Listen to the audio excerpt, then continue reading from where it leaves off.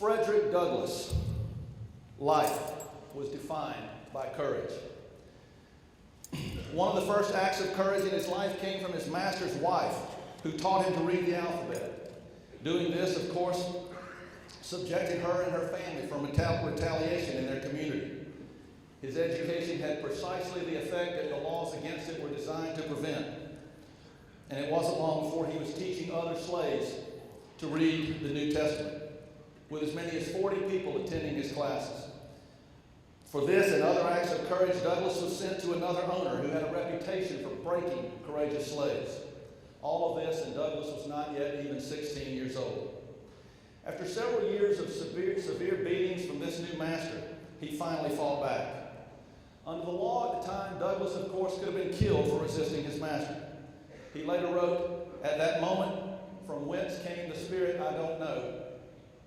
I resolved to fight." The spirit, of course, was his courage.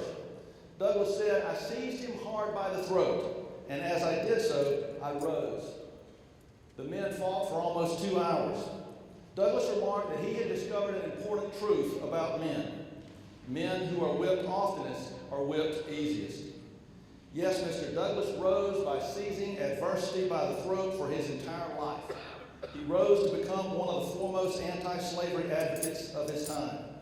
At age 27, still technically a slave, although he had long since escaped, he published the narrative of the life of Frederick Douglass, an American slave. In 3 years, it was reprinted 9 times, translated into several languages, and sold over 11,000 times. He continued to rise, traveling through Europe, speaking against slavery. Back in the United States, himself now free and working tirelessly for the freedom of others. He was an internationally known speaker and writer and newspaper publisher. He was a friend to U.S. presidents, and he was a politician in his own right, serving as the ambassador, or what was the equivalent of the ambassador to Haiti, and running for vice president of the United States. Because he defined his life by courage, Frederick Douglass became an emblem of courage in his time and today.